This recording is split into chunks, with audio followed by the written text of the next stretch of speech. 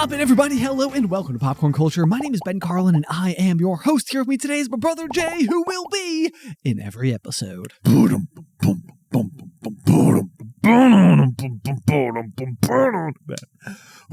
that was, I meant to go a little bit harder than that. Exit light! Exactly. You get it. Night! Yeah, so we saw Metallica last week. We saw Metallica last week in concert. In concerto. At Lane Stadium in Blacksburg, where the Virginia Tech Hokies play. Dude, talk about an experience. Okay. It was. So, in case you guys don't know, we talk a lot about the Virginia Tech Hokies here because it's Jay's alma mater. Of course, we've been lifelong fans. We grew up watching the team through all the dire disappointment. So close. So close, so often. Yeah. But never quite there, The number of times they were ranked like number 2 in the country, and you'd be like, oh my gosh. And this is our year. And then, something would happen. Syracuse, Rutgers, I don't know. Yeah, right. You're like, wait, what? No. What? We were going to shut out Boston College, the number 2 team in the country, and then they won somehow in the last 2 minutes. That happened on my 18th birthday. That happened on your 18th birthday in the rain on Thursday night in Lane Stadium. Oh, it was raining so hard. Class on Friday. I mean, it was the most like Dementors had existed ever. The entire student body, the entire campus was just like, What's even the point? What's even the point? Like we almost saw me. Not even one single one of us wants to be at this class right now at 9 a.m. on Friday morning, the day after.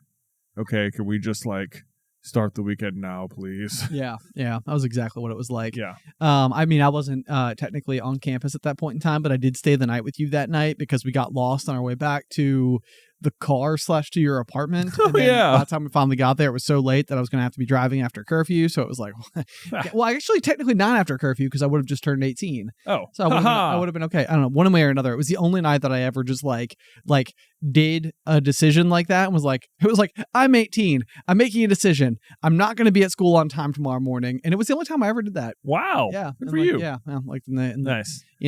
But anyway, so the big thing is you guys obviously know that we're big fans of the team and everything. And a huge part of that has to do with the fact that we don't really have anything where we live that brings people together in this sports arena-y kind of capacity. And so it's like everyone where we live lives, eats, and breathes, Virginia Tech football. It's it's such a prominent part of living where we live. Mm-hmm. And one of the really big claims to fame as a result, I think, kind of that phenomenon, or maybe the phenomenon causes this result, I don't really know, is that Virginia Tech is known for being one of the absolutely loudest stadiums for any away team to come into and play. Hostile environment. It's a hostile environment. It is when it gets roaring, it's loud. It is loud. And the big thing, the number one thing, if you're going to a game, win or lose, you need to be there before the game starts because of the entrance. Yes. That is worth the price of admission.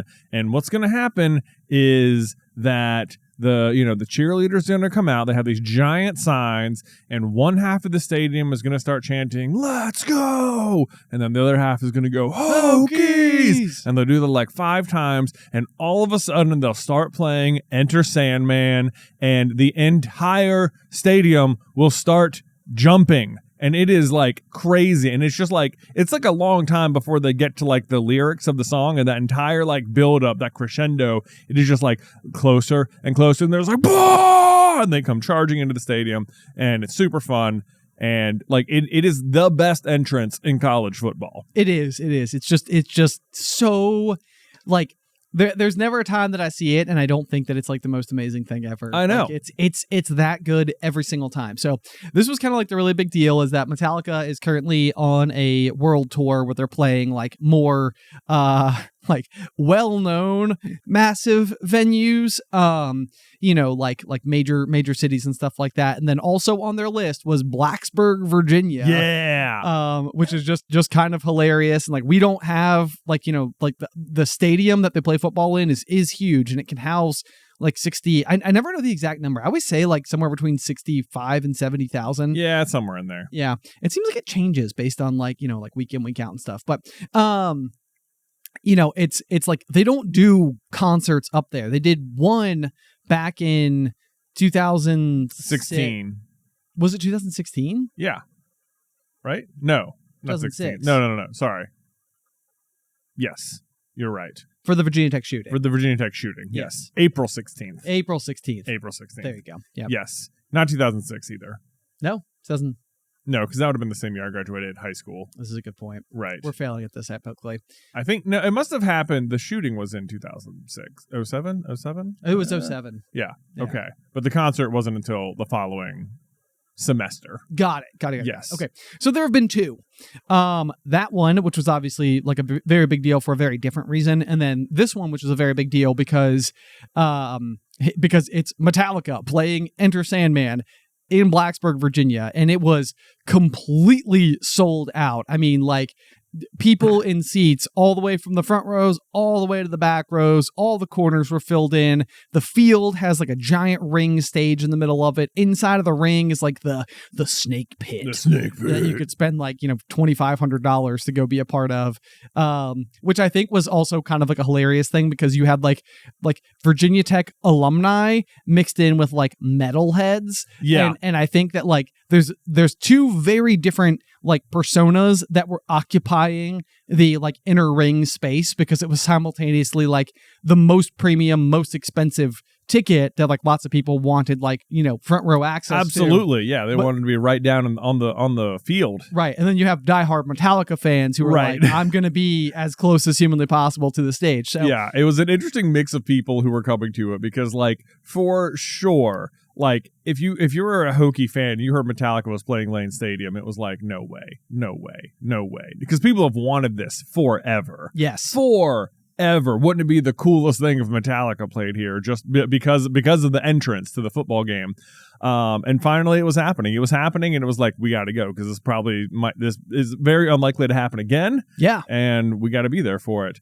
So it attracted huge alumni crowd coming in just because like you want to like be there for this like iconic like concert at Virginia Tech, and then obviously the students who are presently there just want to come, but then on top of that, whether you care about football at all, you might just be a huge Metallica fan. Yeah, absolutely. And you don't care about any of that, you just want to be there. Right. Yes. But I mean, it was such a big deal that I couldn't even believe the number of people who have messaged me since like seeing maybe you put up a post that said that you were there. I've had so many people message me and be like, how was it? It's like everyone knew I was there, and I don't even have a place to post it. Yeah. So like I thought even like that was interesting.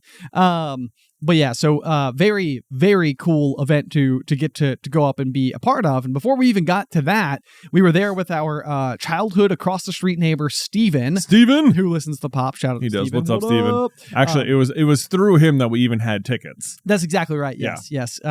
Because his younger sister was unable to go, and then he offered them to us, and we were like, yes, we are in. Yeah, we will be there. Because we missed the initial offering and did not have the opportunity. I think we were on tour. We were on tour, because I think Ethan was like up early in the morning because we were like on West Coast time. Yeah, we were in Seattle.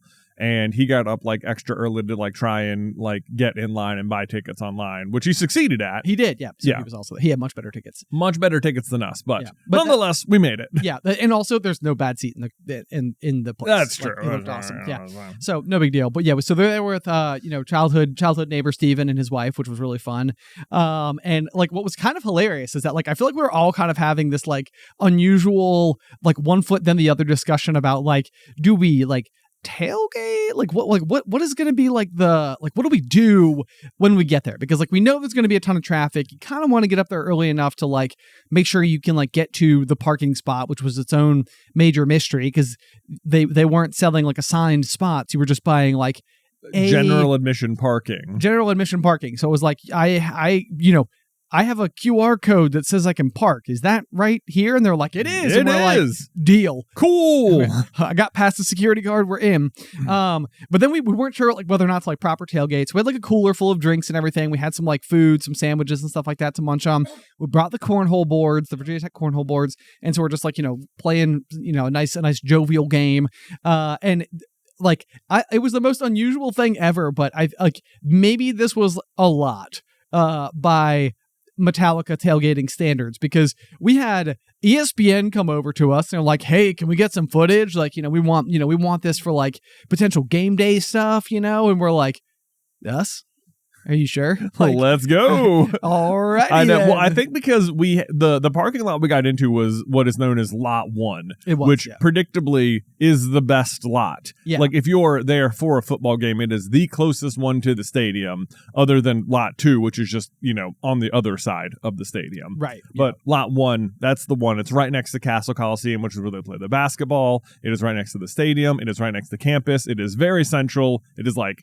It costs so much money to park in there if you're just like going to a game. If you're going to a game, I don't even think it would be a stretch to say it might cost like $500 to $600 for one of those parking spots. Yeah, like it's crazy. Right. So we're like in the premier parking lot somehow, even though we had general admission parking. I guess and we were just there early enough. Yeah, I think we got lucky. Yeah. We did not pay that much for those parking tickets. Yeah, but like I think we were able to get in there because we left early enough to like get there because we got there so early. Okay, but then. Like we're like, well, I guess we have some time to kill because there was 2 opening bands, neither of which I had like even ever heard of. Pantera and Suicidal Tendencies. There you go. Yeah. Didn't go in and see them. No, yeah, we could hear the noise. We could hear it. But so as a result, we're out there like in the main parking lot. Like if you're the camera guys, is like this is where you're going to go first anyway. Yep. And.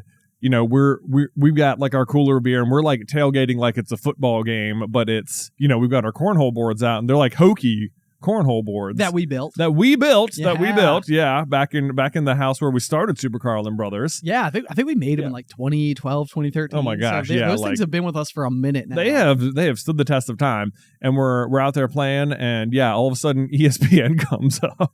So like we're like, what is going on? Do we have the best tailgate here? Because it's not that much. No. But it's certainly like if you're shooting the package, it looks like exactly what you want it to look like. It does. It does. Yes. Like the very small glimpse can sort of make it appear as though this is like a much more like festivus occasion, which which it was anyway. But we felt kind of low key, all things considered. So we were also all dressed very much the part. We were, like we were all wearing hokey themed Metallica shirts, and then Steven's wife Rachel was really dressing the part. Yes, she dressed like she was going to a heavy metal concert, but it's still all set. It was still all hokey and Metallica. Exactly. Yes. Yeah. So it definitely it looked cool. But so then it was kind of hilarious because like inside of the same game of cornhole, then the local newspaper, which is called the Roanoke Times, walks up to us and is like, "Hey, can I get an interview?" And we're like, you sure can, and so we're like, okay, let's do that. So then I ended up getting featured on like the Roanoke Times website. Yeah. So you can like see my interview, which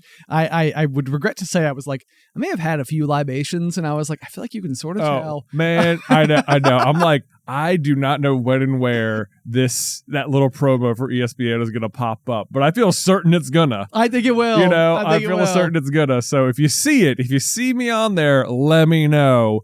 But yeah, we might have had a few libations at that point, and they're asking us, like very like straightforward questions, just like what is the what does it mean to be here for Enter Sandman? We're like, it's the best college entrance in the world. You got to be here. If I'm coming to the game, I'm going to be there. And they're like, they mentioned some other place that had another like famous entrance location. Oh, sure. And they're like, oh, this school, some people say this school and this song is the best, and me and Rachel are over there like, nah, that place is terrible. This is the only place to be there. I mean, you got to bleed your colors. I mean, that was exactly. I didn't know it was ESPN because they talked to you and Steven, and they were like, did you guys go to Tech? And you guys were like, they did. Yeah. And so then they walked over to us and asked us their questions. Then they left. And we were like, who was that? And you guys were like, that was ESPN. And we were like, what? Well, I was honest. So yeah, maybe this is going to be like it reminds me of the movie Fever Pitch, which is such a hilarious like little aside, but it's a rom-com about the Boston Red Sox. Which I actually love the movie. It's got Jimmy Kimmel, Jimmy Fallon, and Drew Barrymore. Jimmy Fallon. I always get the Jimmys confused. Yeah. Anyway, but it's very adorable because he's like a diehard Red Sox fan, and they just met, and like he's like, yeah, I'm going down to Florida, like to tune in for like spring training or whatever, and like then she's like watching on the news like the coverage, and she's like, yeah, like the guy I'm seeing is like kind of into the Red Sox, and like he right. They all live in Boston. It's like, yeah, of course he's a Red Sox fan. Right, yeah, of course. But then you see him, and they're like all hammered. And they're like, I bleed the Red Sox colors. Yeah, and she's just like, oh gosh, what have I gotten myself into? She does not get it. Yeah, but that might be you. People might be people are gonna be. I know. I'm afraid it's gonna be like at any time they go to a Tech game, they're gonna be like, Enter Sandman. Is like, I feel like. Is it going to be like a clip that gets rerun a bunch? I hope so. I hope so. That's what we're going for. That's what we're going for.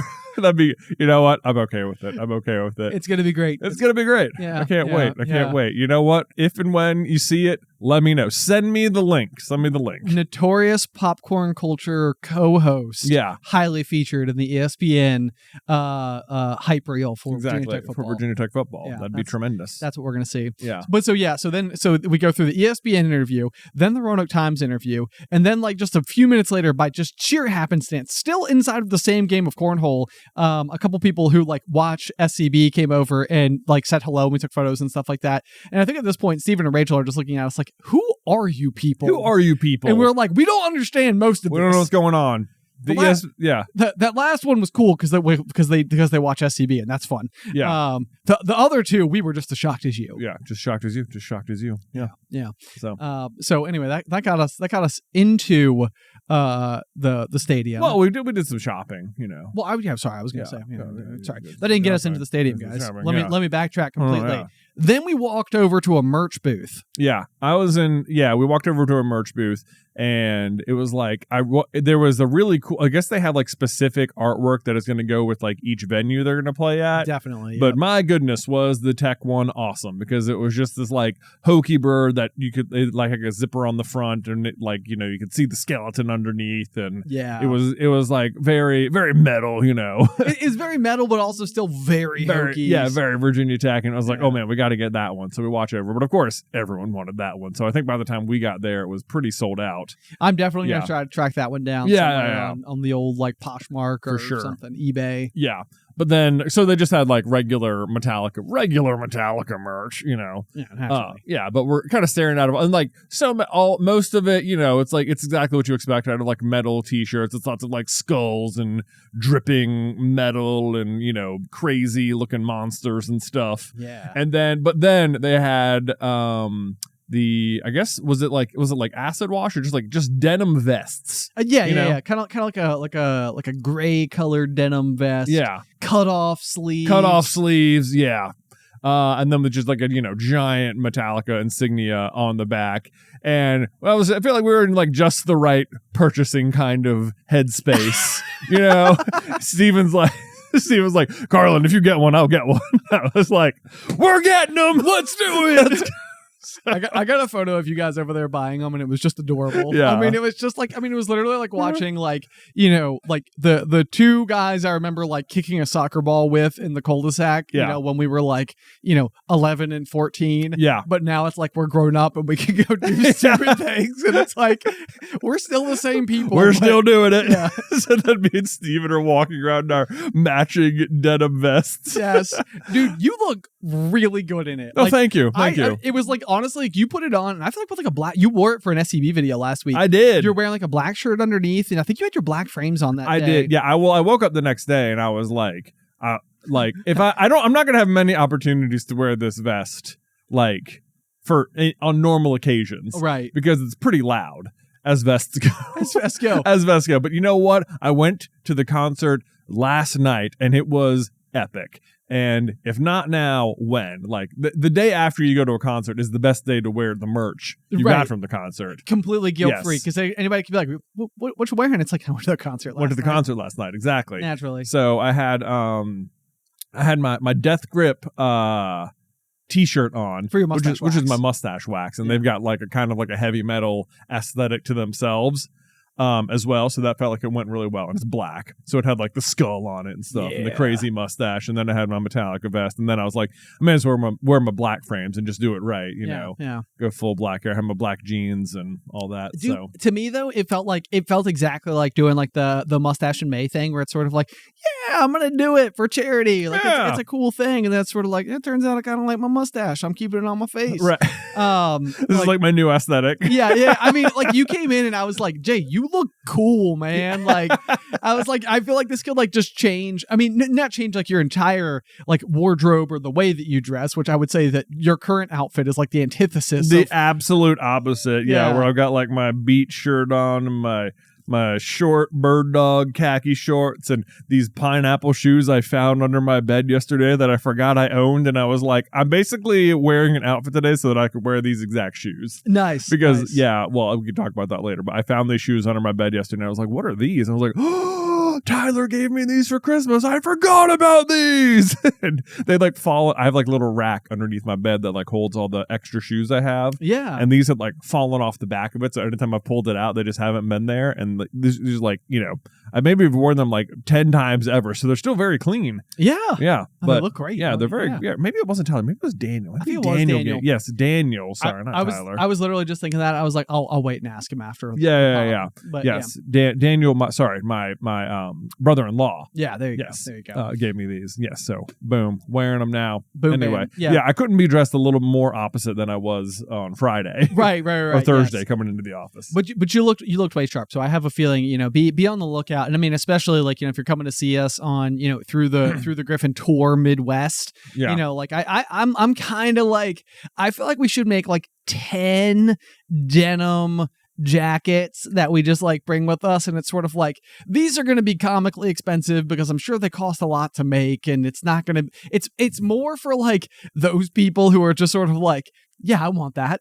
There's 10 of them. I want one. Well, because we have a running gag on Through the Gryffindor where there's like there's a scene in Harry Potter where Hagrid is sitting, and I think he's like crying basically like into his arms, like he's sitting at his table or something. I think it says wearing only his shirt sleeves. Yeah, wearing only his shirt sleeves. I think that's the phrasing, because he is crying into it, but I think it's like he's crying into his shirt sleeves. But because if he was just crying into his shirt sleeves, it wouldn't be hard to imagine what that is. But it's like, I feel like it's suggesting it's only his shirt sleeves, right? Which I'm pretty sure is just like maybe a British word for like an undershirt.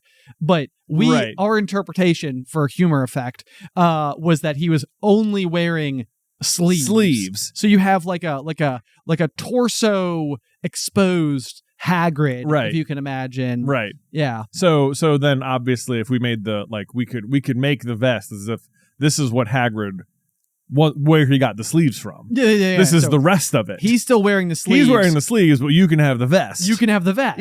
Yeah. Hagrid shirt sleeves, cut off shirt. Yeah. Denim jacket. Yeah. Exactly. There you go. It will make sense to the people there, I promise. Like the tens of people who are interested in such a commodity. Anyway, but so you have it. I'm excited for you. I feel like, you know, you definitely need to have a night on tour where you rock the denim vest. I will do it. I will bring vest. it. Yeah. No, I'll do it. Okay, good. I'll bring it. Good. It'll be great. I love this. Yeah. It'll be good. Okay. All right. Let's see. So then the concert itself. Then we got to the concert. Yes. Yeah. So we're getting up, you know, we got up to our seats and stuff. Wait. I got to talk about something highly important to the evening. Okay. Okay, so we had eaten our subs like hours earlier. Yeah. We get in, we're going to go and grab a drink before we get to our seats. Yeah. I also purchase one hot dog. One singular. Yeah, it's like one of those hot dogs that comes off like the roller balls. Of course. But, you know, they've already got them like preloaded and like wrapped in like aluminum foil. Yeah. And I mean, it was like a standard size hot dog and a pretty standard bun. Mm-hmm. I had no ketchup, no condiments whatsoever. Yeah. I got up to my seat. I unfolded that bad boy. I ate that hot dog and it was so good. Really? Oh my gosh. I've been thinking about it since last week. Have you really? I have. I was like, why was that hot dog so good? Man. Anyway, so that was that was my little aside there, but whew, Shoo-hoo. man, I could go for a plain hot dog. Go for a plain hot dog. I tell you what, at that same exact concession stand, I just got a soft pretzel, and it was way better than any other concession stand soft pretzel I'd ever gotten. See, maybe something was right about Something this. was right over there at in the south end zone. Hey, you know what else we could do on tour is What? we could go to the nearest 7-Eleven, buy them out of all of their hot dogs, individually wrap them in aluminum foil, get up on stage and just huck them. And just huck them. Where were we at the where were we where they had that at the Seattle football game where they had like the brat blaster or something? Yes, yeah. Like a bratwurst cannon. Yeah, like a brat cannon. They're just shooting them into the crowd. We were nowhere near close enough to catch such a thing. But I desperately wanted one. dude, me too. It would have been so good. It would have been so good. Oh, this is what I was thinking about with hot dogs. Is when we left the stadium, there was a bunch of people just like grilling hot dogs, like street meat on the like on the way back to the car, and like I was sorely tempted to get one. They smelled so good. They did. I mean, they had like like all sorts of like sliced peppers and stuff. Yeah, they're like grilling on like a shopping cart maybe, but like it looked amazing. It did actually. You know what else reminds me of? Speaking of hot dogs, I said we could go to 7-Eleven. Alternate plan. Okay, so I've been watching the Outdoor Boys YouTube channel. I've heard you talk about it. I brought it up a whole bunch of times. I'm sorry about that, guys. I'm just a big fanboy. But one of the things that he does is like at one point in time, this is just like a fun hack that I think is just like him flexing. But he was like we're gonna be hungry in like 30 minutes. We got a little bit of a drive, so he takes the hot dogs out, wraps them in aluminum foil as you do, and then tucks them in on his engine block in his car, and then drives down the road and literally cooks his hot dogs via the heat of the engine. Via the heat of the engine. So, new plan alert. Instead of going to 7-Eleven, as we're rolling into town, not to worry, we'll pull over on the side of the road. We'll throw our hot dogs right there on the grill, aka engine of our tour van, Harrison. This can't go wrong. No, it can't go wrong at all. I mean, what is non-sanitary about this entire plan in any way, shape, or form? I mean, as long as you wrap the tinfoil tight enough, I guess nothing. But it's just basic heat, right? Yeah. Heat is heat. So then you can't change math. You can't. Yeah. So then we get there and you can have an authentic tour van roasted hot dog. These are not real, by the way, but I'm dreaming. You're dreaming. Yeah. Okay. Maybe I'll just do it for me. Van dogs. And then if I look a little bit like green. Yeah. Oh, you're talking about serving them to the people. To the people. I thought you meant just like for us. No. Just like every time we get out, be like, go ahead and throw some more hot dogs into the engine, man. Yeah. Concessions. Go ahead. That way, if anyone gets hungry, we can pull over, pull them out. Boom. We got a hot cooked meal ready to go. Yep. I love this plan. Just nothing like riding in a car full of people who just ate a bunch of hot dogs. You know what I mean? Woo! So yeah, we always name our tour van Harrison. Yeah. That's the other thing too, because it's a Ford, so it's like Harrison Ford. Yeah. So anyway, we've had 3 Harrisons so far. Yes. And we've already booked Harrison number 4. Harrison the 4th. Or as I like to call him, Harrison 4. Harrison 4th. Yeah. Anyway, so now we've made it to our seats. Now we're going to go to the concert. Ben has eaten his hot dog and is extremely happy. There we go. So we get to our seats, and there's a little bit of time before the band comes on, and everyone's kind of wondering like how are we going to do it? Are they going to like come out? Are they going to like open with Enter Sandman? Are they is that gonna be the big finisher? Like, is there, what's gonna happen here? Right. Is there gonna be, what are we doing? But so they did not open with it, but what they did do was they played Enter Sandman on the speakers. Yeah. For like as if the football team was coming in, and like they did it for Metallica's entrance onto the stage, right? Which was still pretty freaking awesome. It was very cool. It's a good way to get the people going. It absolutely is. Like, look up Virginia Tech versus Miami. These people are losing their minds. Go to YouTube and look up that video, and you can watch just one of the greatest nights in Virginia Tech football history. Yeah. Where, I mean, the title says it all, but Tech's playing Miami, and like, it is a close game, and they are trying to rile the crowd up, and they're already pretty riled up, or they start playing Enter Sandman at with 3 minutes left in the fourth quarter. And I mean, if you thought it couldn't get louder, you were wrong. And they're so loud that people in the commentating booth are unable to get their voice through the microphones. Dude, it's such an amazing game too, because I mean, on some level it was like, was that cheating? Because you literally just came in and hosed excitement over the entire crowd, and it worked. Yeah.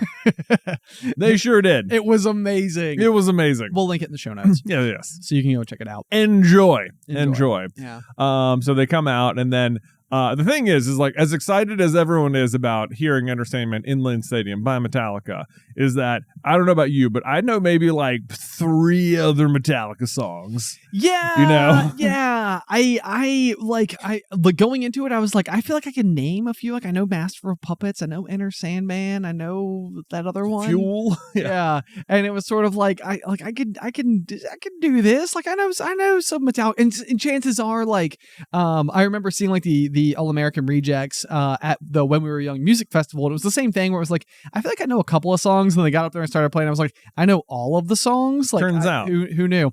Yeah, maybe it'll be like that. Maybe I just don't know how many songs I know are Metallica. Exactly. And then as it turned out, it was kind of like, I was sort of doing like the like, yeah, I'm in it. I'm head bobbing. Well, I was afraid that, like, I didn't know what it was going to be like being in the stands, where if you were going to be like surrounded by people and everyone just sort of like knew everything, and you were like, oh man, I am like such an imposter. Or I wasn't sure like where Steven and Rachel stood on Metallica fandom or anything. Like, were they going to be like screaming the songs the whole night, and we were going to be there like, yeah, but you're glad you invited us. Well, we are fun guests. No, turns out I think pretty much we were far enough away that, like, you know, Steven and Rachel, I think, were about it in the exact same spot we were fandom wise. Yeah. And, you know, everyone around us was, you know, like, everyone was kind of like, you know, bopping their heads and stuff like that, but right. No one was like screaming out all the lyrics for the whole night. No. Yeah. But I mean, that being said, it was really like wild to me, because when you start to think about all of like the arrangements that we made, whether it was just like, you know, like Steven and Rachel's being in line to buy the tickets over, you know, back in August, so that you could get these before they sold out. And then, you know, us buying, you know, their other 2 tickets from them, getting the parking, leaving work early, you know, driving up there, going through all the things, like, you know, being out incredibly late, all basically, for us at least, in the name of getting to watch like 7 minutes of one song being played of glory by like the authentic people themselves in this place that like we call home. Right. You know, I mean, it was like all of a sudden it started happening, and like, I mean, my eyes were like full of tears, you know. I mean, it's just like, I mean, I can't decide if I want to like just film it or like live in the moment and just like experience it and like let it like wash over me. But I mean, it was all worth it. Like, I mean, yeah. So like for a night that was 2 hours of music, about an hour and 24 minutes of which I didn't know. Right. You know, it was like you get to that last song, and it was just like, I mean, it was as amped as I feel like I've been in that stadium, like when Tech wins in miraculous fashion. You right. know? I mean, it was just like, oh, this was so good. It was so incredible. And it, like, I mean, it just sounded right. You know, like sometimes you hear like a band live and it sounds different live. Oh, no. I mean, yeah, it sounded right. It sounded loud. It was loud. Yeah. And I mean, it was tripping like seismographs. And, I know. It was like registered. I mean, the people, because the way that you do it is that you like, you like jump while the song is happening. Yes. You know, so you've got, you know, 70,000 people like crammed together in one area, all jumping at the same time. And like, this happened when in that game we talked about earlier, in the Miami game, with the people who are losing their minds and stuff, like it like registered on the Richter scale. People were like jumping and going so crazy, and so I think they knew to be looking tonight on this night. Like, okay, we're betting it's gonna happen tonight, and sure enough, like if you look at it, it registers, and they're like, it was, you know, not like massive, but it's like it was a small but very sustained earthquake, you know. Yes. Right? Yes. It was it's so cool. I mean, literally while I'm jumping though, I'm like, the engineers who designed and built this stadium must be like, we didn't know, like, it's like all of our like levels, all of our permissions, all of like every decision that we make based on like the strength of the concrete and the amount of rebar that we use. It's like you wonder, like, are they taking into account what like 70,000 small jackhammers would do to it if they all happened at once? Right. You know? which is effectively what somebody jumping is doing. Right. Well, I guess so. Everything's fine. It held. It held. It held. It was great. It was awesome. I mean, did you have fun? I feel like I had an absolute blast. Yes, it was super fun. You're right. It was the same thing. It was all like it was very much like the entire night is building up to like the moment where they're going to play this one song that everyone's there for. Like, whether you're most people, like there's some people there who are just huge Metallica fans. I'm sure they were loving every second of every song and it was great. But like most people were there for that moment at the end of the day. And I mean, when it finally happened, it was just great. And it was like, and it's been not only that, but not only were you waiting for it all night, in some ways you've been waiting for it for like 25 years. Yeah. Yeah. Like ever since this tradition started, ever since it's like taken off and become like the entrance. And it was just like to be there with the band, especially like, who knows if they'll come back, but even if they do, to be there the first time it happened was awesome. Yeah. It was incredible.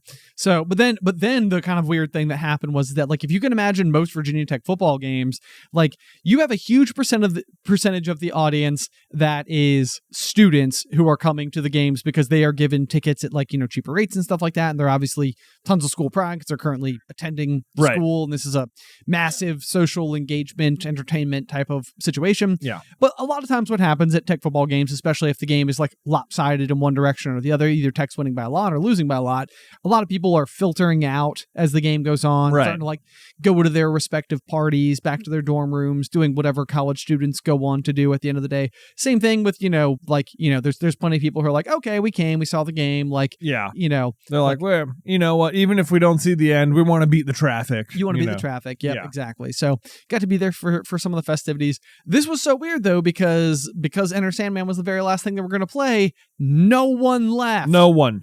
At all. So this, like, you get to the end, and I mean, this is as full as I have ever been in the stadium at the end of a game before. And I mean, it's like we get out. I mean, you definitely feel like you're like being like forced through like a herd of cattle or something, like, right. It's like this very, like, we're all kind of funneling through these openings and hoping we're going the right way. And, at one point in time, we all went the wrong way, like towards buses, and it was like gated off. And like, you had, I don't know, 10,000 people who all had to figure out to turn and go the other direction. Right. It's just a whole thing. We finally make it back to our cars. We literally, like, I turn the ignition on. We're all sitting in the car, and there's like a car in front of me, so I can't pull forward or backwards. And we sit there for 1 full hour before we can pull out of our parking spot. It was, I mean, the traffic getting out was bad.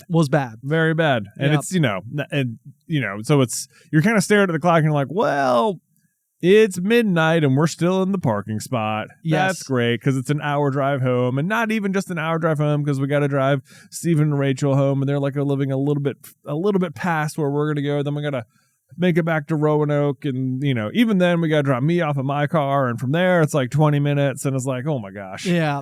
So like literally I opened up our office work chat, and I was sort of like, hey, we're gonna be late in the morning because we're gonna take things slow because we're still in our parking spot. Yeah. This is at like midnight.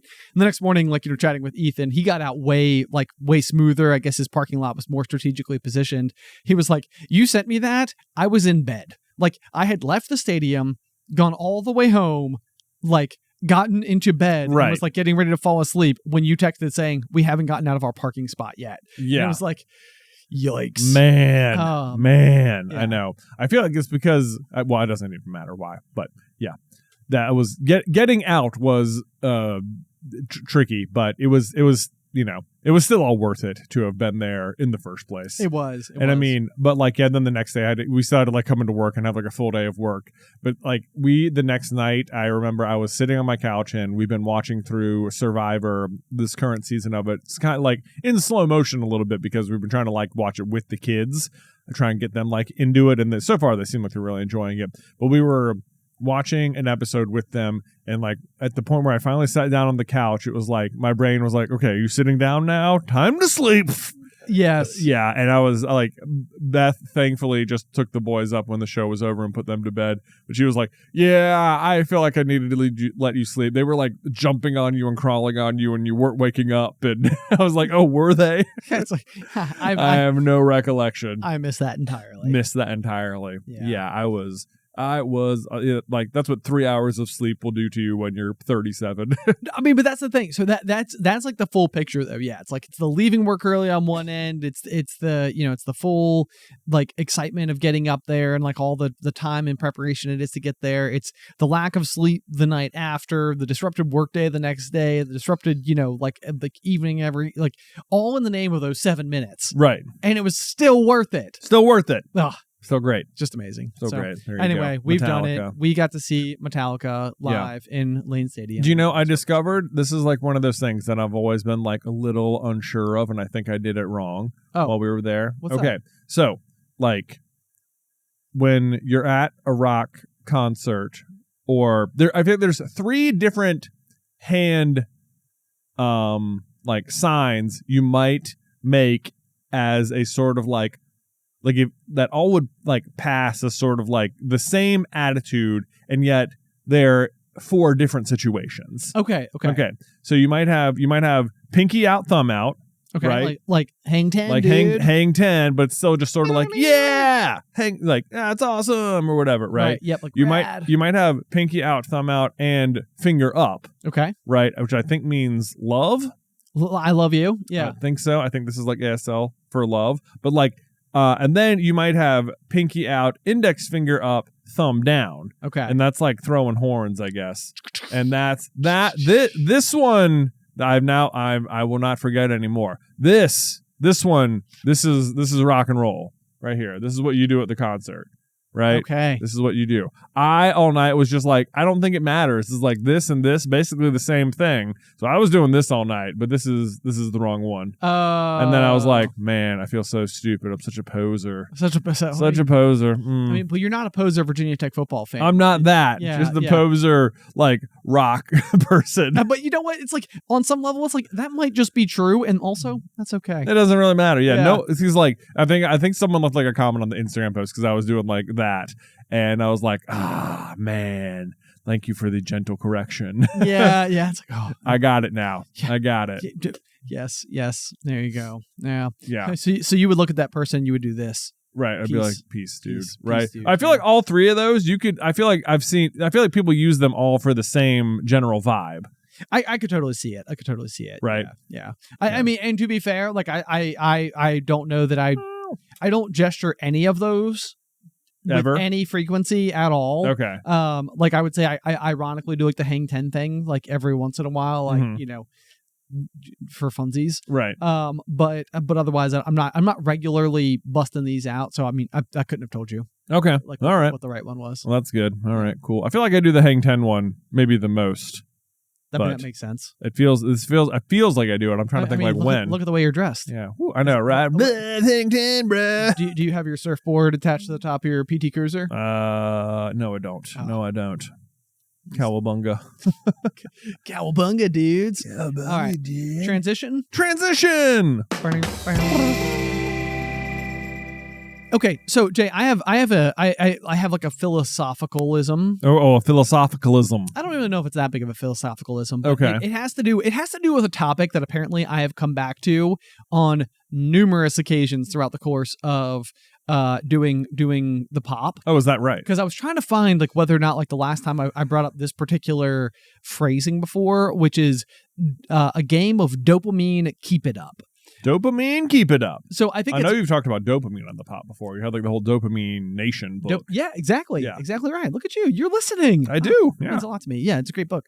But yeah, so the idea of Dopamine Keepitup is kind of interesting, and a lot of this actually has to do with having read Dopamine Nation, which is a book that basically just goes into the science of the way that dopamine works in sort of like today's society and social media and just like all the different areas that we can like source dopamine from, and how you can sort of become like, addicted. I don't even know if is the correct like medical term, but you keep in pursuit of it. That's the feel good chemical of your brain. Right. It's like, aha, this is great. And And so once upon a time, I read the book Dopamine Nation, I think back in 2022, when we had just had Addie. I was going through 75 Hard, and part of that was doing like a lot of like nonfiction, Like self-help reading. Type reading. Yeah. And so it really, I mean, I would say it was a pretty impactful read on my part because I think I was able to apply it to like a bunch of different aspects of my life. So I was going back trying to figure out like when I had brought this up in the past and like the different ways in which I've talked about it throughout history. And like, I think that, I think what I realized was how often I was doing something specifically in the name of getting more dopamine. Mm-hmm. So, I mean, a prime example of this would have just been opening my phone and scrolling any of the social media platforms and just seeing simply something interesting at all. And then I think the other examples I actually gave back when I originally talked about this was how like I used to have subscription services for just everything. Like, whether it was like, you know, soap or air filters or, you know, like we've talked about like bespoke posts last week on the pop, like just a whole bunch of subscription services that yielded mail on the reg. And on the one hand, it was sort of like, well, then you always have dog food, but then also like you get to come home a lot of times and there's like a box at the door. What's in the box? You know, and like getting a box in the mail, especially like when you're conditioned like as a kid for like when mail arrives for you as a child, it's almost always like a birthday or like an occasion based gift from a family member or loved one or something who was sending you something. So it was almost always something exciting. And so I was like, man, I was like literally always trying to make sure I had like a steady flow of something arriving at the house to sort of like provide me with that particular experience. Right. And then what was the other example of it? Oh, is vacations. So like one of the big things that I'm like horrible about doing is I will want to like park all of my vacations like to the point where I've always got the next one planned before the next one starts. Or sometimes I will literally like be at the beach being like, should we plan a trip? You know, it's like we're on a trip. Right. Yeah. You know, but it's like I never wanted to like let it go. I never wanted it to like lie. Right. So that like I didn't have something else to sort of like feed the drip on. So it's kind of interesting because I think last week on the pop I was talking a little bit about doing like modifications to my truck and how like I got these new headlights, which I did get installed last week, I think after recording. And it gave me such that feel good sense.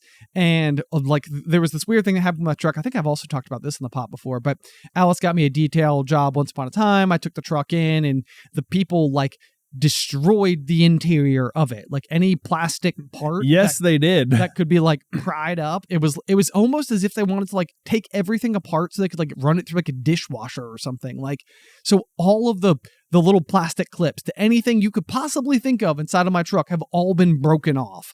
And so it's like I replaced my headlights last week, and then I had Steven and Rachel in the back of the car because we're going up to the concert, and they were sort of like, you don't have window switches back here. And I was like, I've got to fix that. So I was like, you know, while I'm on this like high from doing my headlights, I was like, you know, now maybe I'll go through and I'll get like all these other like doodads and parts, and like maybe I'll be like on like an upgrade streak for a little while. Yeah. But so this is like where the big question comes into play, because I feel like I have introspected so hard on where I source dopamine from, because I was like, oh, I gotta like cut these things off everywhere so I'm not like overly dependent or reliant on anything. You know, I got off social media, did all those types of things.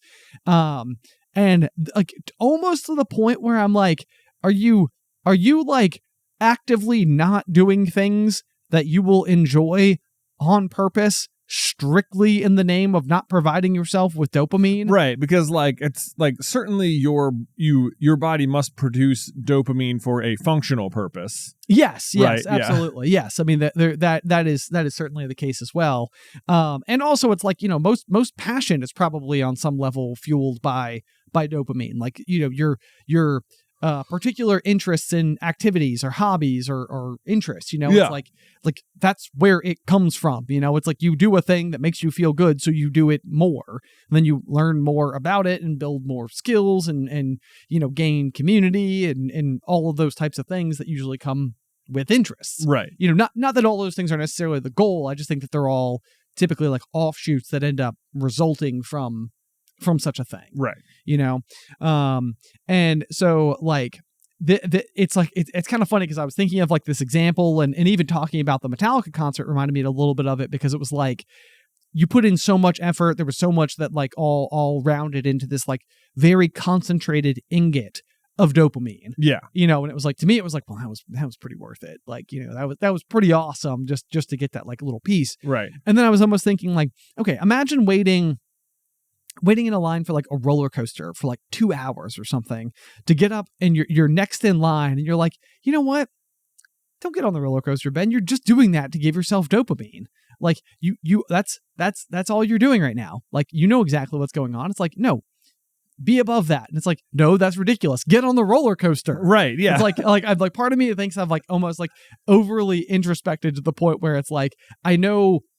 It's like I found the source material as to why I do certain behaviors, and I'm like, well, I can't do that. I need to be better than like this like primitive behavior. It feels right, like. right. It's like you're on a path towards like, what's the point of doing anything? That's exactly it. Yeah. And right. Like, well, you can't live like that. Like, right.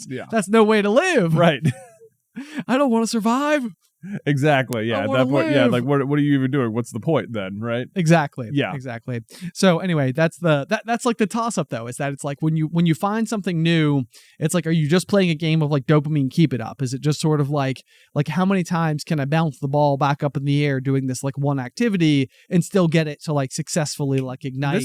There is, I swear, a phenomenon in like American culture where people are so like, for somehow it does not make sense to me, are resistant to a win-win situation. Okay, so like you can't do something that is both productive and also makes you happy. Right, exactly. Like there is like an absolute resistance to like I would, people so much would rather it be like I win, you lose, rather than we both win together. And it's like even if them winning makes you win more, it's like people, or it's like it feels like it must be wrong, or it's like too good to be true, or like that is like that mentality I feel like is just drilled into people. Like if it feels too good to be true, it is. Like there's a catch you're just not seeing, Right. It feels like a trap when things are working out in both directions, and like you're like, nope, I better not do it that way. That's not how it's supposed to work. Or like, well, if I do that, then I won't have anything to complain about, or something. Sure. Yeah. And it's like, I think this is a classic example. It's like you have found, if like fixing up your truck is giving you dopamine, and like you're doing it and you're like, well, I really, I guess I'm fixing it up, but like am I doing it because it needs to be fixed? No, I'm doing it because it makes me happy. And you're like, it can be both. And it's like, worst case scenario, even if it's just to give you dopamine, your truck will still be fixed. True. Like there is a positive outcome no matter what, unless you spend money on it and then do nothing, then otherwise it has been worth it. Right. Like you have netted positive happiness, and you have netted positive like car usage, functionality, right? Yeah, it's like there is like no downside to it, and yet because there's no downside, people are afraid of it, because it's like there is like, because they're afraid that if you can't spot the downside, it will be especially bad. Oh yeah. I mean, it's like I think that is so frequently the case, is that it's like I think even the way that like anxiety works is it's like you're constantly like feeling around looking for like all of the like potential sharp spots just in case. And so it's like you're running your hands over everything all the time, being like, it's in here somewhere. It's in here. Yeah. I can find it. Exactly. It's like, I think there's a real resistance sometimes to believe that other people can be selfless. And it's like, if you're telling me this is good for me and that it's good for you, chances are it's way better for you. And you just want me to feel like it's good for me, even though I can't tell how it's bad. It's like, I feel like this anytime I'm buying a car, okay. It's like you're talking to the guy and they're like, oh yeah, we're helping you out here. This is going to be, and you're sort of just like, I'm believing you. I'm signing the papers. I believe you have my best interest at heart or whatever. Right. But it's like at the end of the day, and then you're like, yeah, okay. Yeah. All right. This wasn't exactly, that worked out better for you than it did, whatever. It doesn't always feel like it totally shook out the way you wanted it to. in like what you're saying here is that you think they've got your best interest, but then the reality is that they don't. That they have their own interest at heart more than yours. Right. Right. Like, I feel like, some you'll go, like, there's always a part where you're buying the car. It's like you have the salesperson you're dealing with, and they'll pass you over to the person who's going to call the bank and try and get you your rate. Like you're financing. Like you're financing and stuff like that. And it's like, I feel like it's always presented as if like, all right, like it would be a conflict of interest for me to do this part. So I'm going to pass you over to this guy, and they only care about getting you a good rate. And it's like, they work for the car company, It's like they want to make money. Sure. Right? It's like, is that all they care about? Do they care about getting you a good rate, or do they care about making the car company more money or the bank more money or whatever? Right. Right. Well, and I mean, I think in those particular instances, like the idea is that the bank is like a third party entity altogether from like the dealership. I know we're probably getting way into the weeds about how dealerships work. But I think that in those cases, that is just sort of like the person who does like the finance things, and they don't benefit from the interest. They only benefit from the sale of the vehicle. Right. So like the interest that you pay to the bank is a completely different story, but that's also then like a trickle down effect from like the Fed, the Federal Reserve, that determines like current interest rates. I don't know. Which are currently high because the point is, this is how it makes me feel though. Yeah. It doesn't make me feel, it makes me feel like they're like, oh yeah, I'm passing you to this person because they'll take care of you. And I'm like, great, so good you have the system in place. Right. You know? But I'm like, all you actually care about is making money. Like, I know this is so annoying that when we were buying the minifan, that we really wanted one that they didn't quite have there. And the one they did have there, they were like, what if we just give you the price of the other one, but on this one? And we were like, yeah, that would be great. Yeah. That would be great. This one was more expensive, obviously. Right. But it was there. And they were like, great, awesome. But then then you go back and you fill out all the paperwork, and it's like, I'm pretty sure they didn't actually give us that discount. Yes. I had this exact same thing happen to me when I was buying my camper once upon a time, where like I walked off the lot and I was like, I'm sorry, like I'm not willing to do it, like unless it's like this price or whatever. And so they called me back a week later and they were like, all right, we talked it over. It's the end of the month. We were trying to hit quota. Like, we're willing to do it like at the rate that you, or the price that you like requested. And I went in, and I remember I was hosting a party like that day, and I couldn't believe that they called me with this particular deal. Right. And so like I'm like sitting in there like signing all this paperwork or whatever, and I was just sort of like also thinking like, okay, I'm gonna have like 50 people at my house tonight, like I gotta go get ready for that.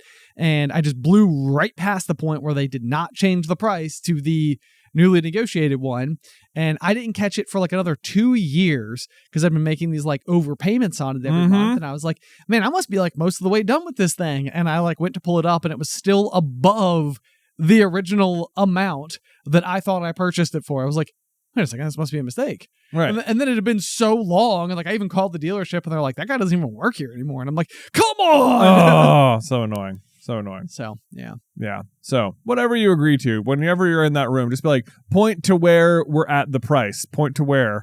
So, do you think that these people should be operating more on like a win-win basis? Or like, because that's how we started, like this idea of like a win-win. I think it's because of situations like that people don't believe like win-wins are real win-wins. Okay, so then like when can like a win-win occur? Do you have like a good example of well like with you fixing up your truck, it's like it will make you feel good, and it will fix the truck.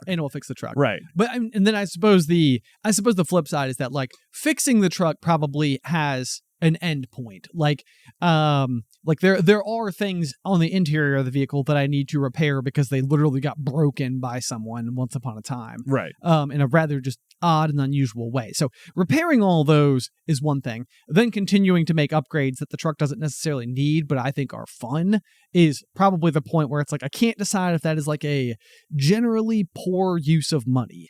Like if I like of my resources, like you have been sucked into a vortex now, like where you feel like you'll, I mean, like I think we've even talked about before. It's like you'll be happier if you just like buy this like next upgrade. And it's like probably not forever, but like when I do it, like I feel like on top of the world for like a couple weeks. Right. And it's like, oh man, that was a good feeling. Like, cool. Yeah. So it's like if you just kind of like continuously keep doing that, it's kind of like, well, how far do you go before like it's like, yeah, this has become like a bit much. Well, I don't know. I suppose it depends on like when,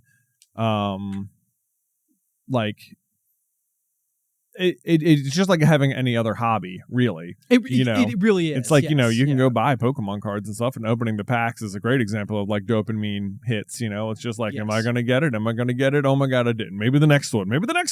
Right. Oh my God, I did. That's what a great pull or whatever. Right. That's weird thing. But like, at the end of the day, it's like, it's like fun to do. It's fun to open them. It's fun to collect them. It's fun to play the game and get the accessories and go and like talk to the people and stuff and, make friends and things. But like, would you have saved a lot more money if you just didn't do it? It's like, probably. Could you put it towards more useful things? Arguably, but at the same rate, like if doing it is making you happy and you're not being like crazy irresponsible with your finances about it, like then you doing something that makes you happy is generally going to be better overall for your like mental health and therefore like your relationships with other people. And for stuff like it might feel like you're just doing it by yourself in your backyard and doing it, but like inevitably stuff like this will lead you to like meet people in the truck hobby or something. Like, it's like Pokemon's super fun, but if I go and play it, it's like you can't help but be playing against another person. Right. And if you go to the same, card shop every single week, well, it's not like brand new people are coming in every single week. It's the same people going over and over and over again. Right. Like you're just going to start to get to know them. And it's like, then you'll just like, you will meet the other people. You'll know the people who work at the shop, like, and that is a kind of thing that you're not like buying friends or anything. You're just participating in the hobby, and as a result, you're meeting new people who are also in the hobby. There you go. And that's probably good for you too.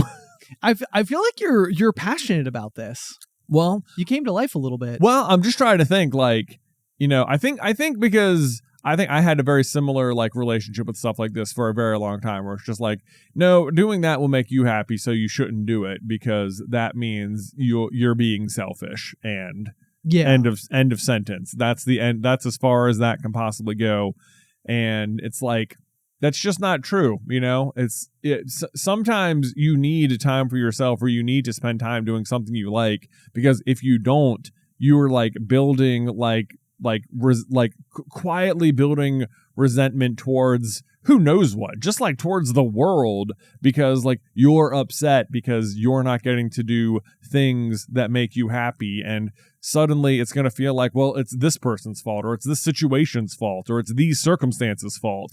Right. Because like, you're not getting what you need out of anything. And if you're getting that, then you'll feel more fulfilled and more able to help in other ways, I think. Right. Okay. Yeah, I love that. I mean, I do agree with you. It's like this idea of like turmoil, I think, existing within your person, like I think can start to drastically impact the way that you're interacting with everybody else in your life. So like Allie and I have a friend who has just like a huge amount of anxiety. Mm-hmm. And I think that like a lot of times what you see is like almost like a kind of tenacious anger come out of them, like and you're sort of like, man, it's like why are they so like upset? But then me and Allie were talking about it, and we're like, think about like a day, like I go back to like the camper and stuff, like where I drove it for like 12 hours, and it's like by the end of that day, like I've been in traffic, there's been a lot of noise, I've been very focused, it's been like the sun has been like bearing on my eyes, there's all these like circumstances you're weighing. By the end of the day, you're like a frayed wire, right? It's sort of like if anybody comes near you, it's just sort of like, dude, I'm just a little bit tired right now, right? It's like you are kind of agitated. And I was like, man, I wonder if that is like, I mean, and I experience a lot of anxiety myself too. So like, I definitely can, I think relate, but the idea is almost like, imagine what it must be like inside of their brain, like feeling that turmoil all the time. It's right. Like, it's like what's happening is that they're feeling so much of the weight of the world that like they are a frayed wire. It's like, it's not that they're mean. It's like they're kind of like caught in this continuous, like catching them at a bad time, but it's like they can't escape catching them at a bad time. Right. It's like they've always just finished towing a trailer for 12 hours. Right. It's like, oh, that must be rough. And you're like, what can we do to help just like alleviate that? Mm-hmm. And probably the person finding passions, where it's a healthy outlet to like exhaust some of that, like, mental energy. Then it's like, oh, okay, then maybe that can like bring you back down more to a calm. Mm-hmm. And then you're just like that much more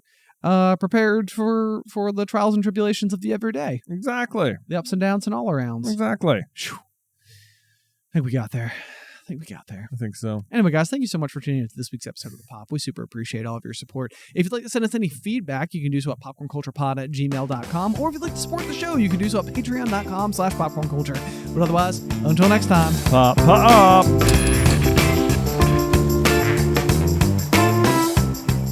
Today's episode was edited by Isybelle Christley. Vaishon Brandon does our art. Catherine Stein is our production manager, and the show is hosted by me and Jonathan Carlin.